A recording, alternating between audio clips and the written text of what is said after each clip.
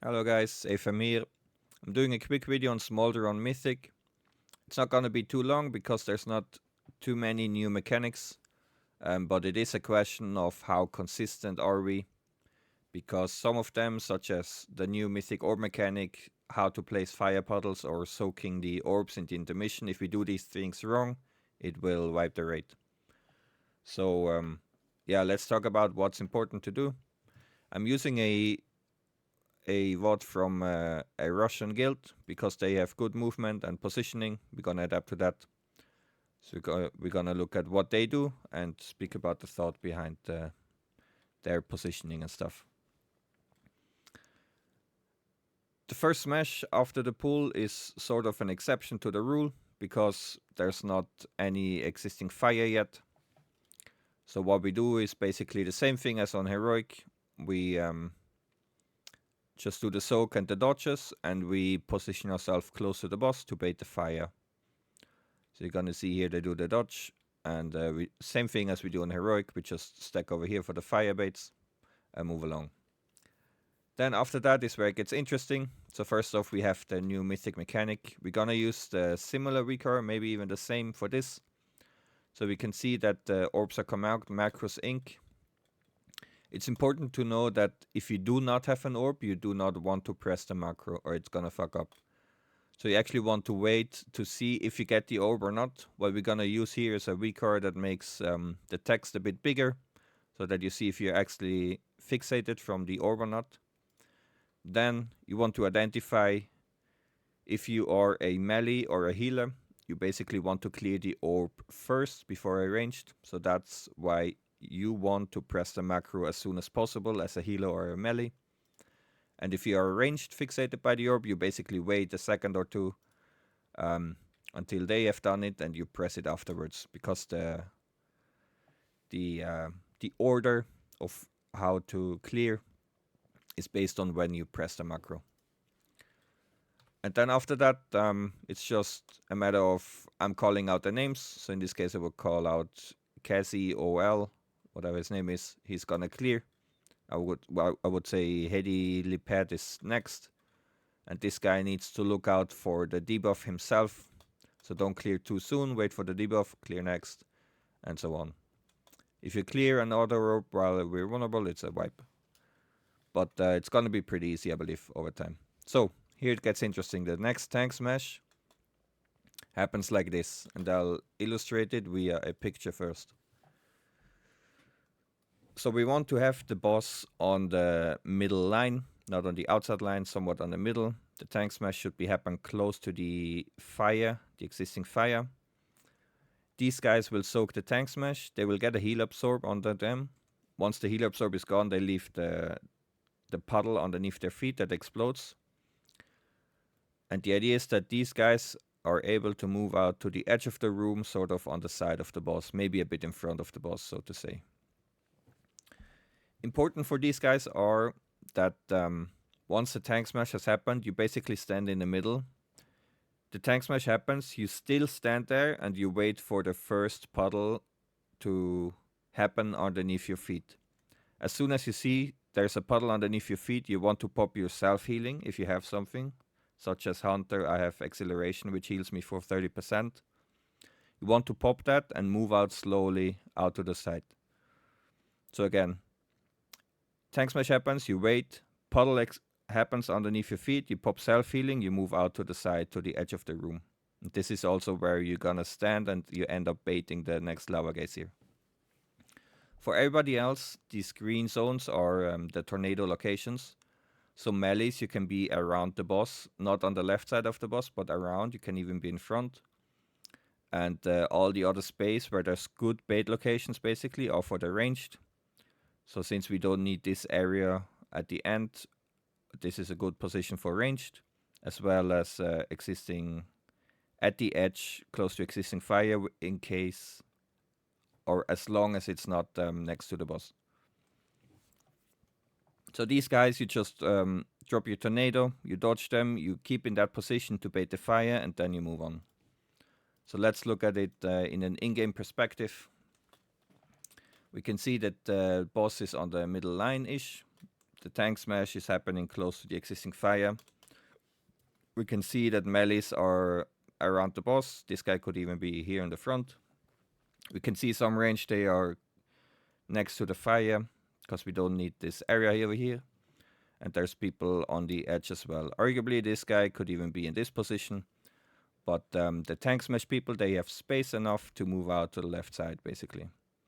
So you can see the tank smash has happened. They're not running instantly. Wait for the puddle to happen underneath your feet. This is where you pop self-healing and you move slowly out to the edge of the room and a bit in front if needed. You also don't want to run instantly, of course. Just bait all the puddles close to the other ones.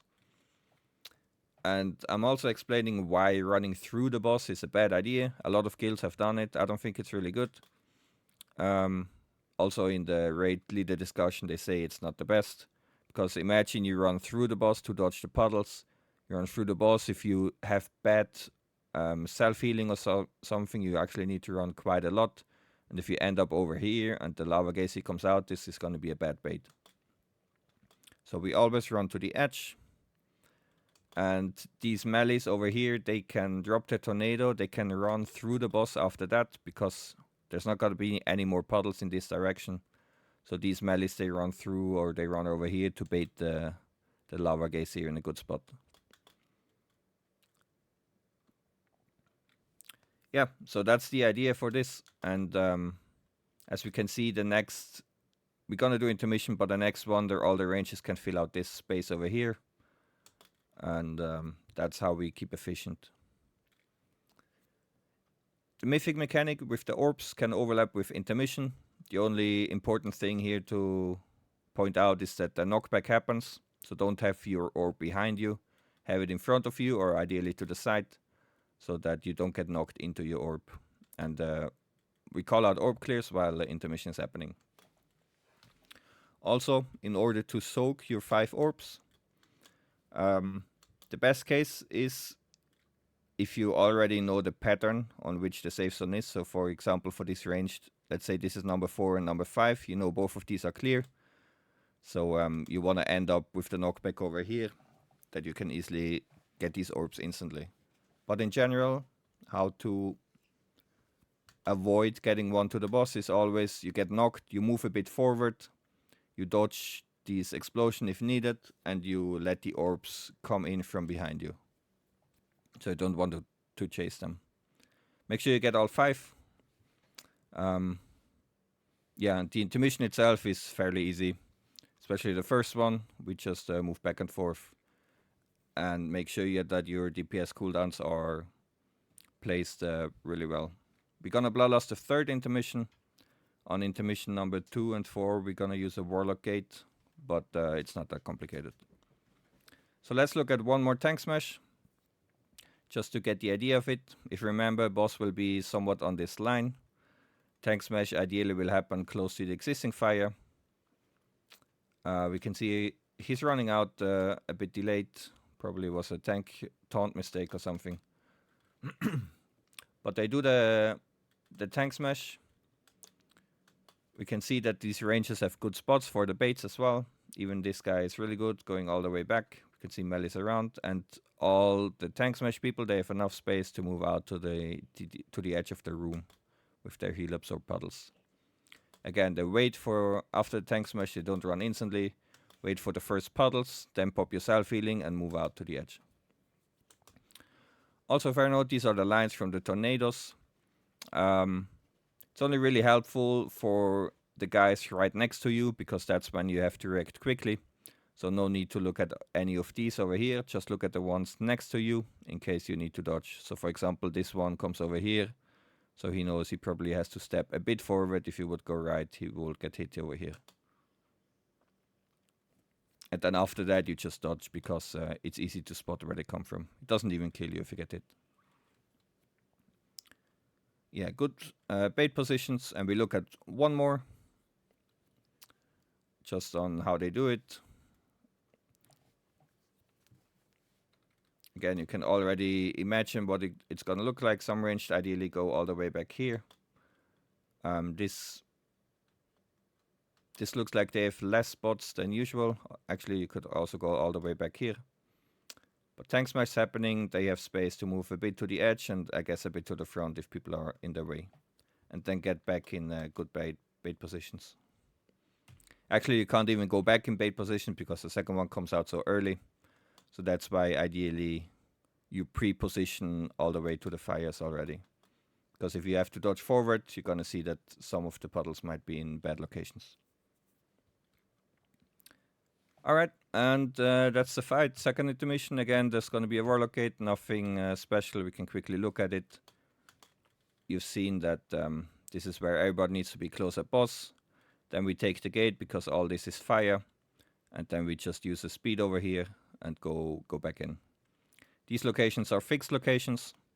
We're gonna have a recard that shows which ones are active and inactive, but over time you will get the feel of it.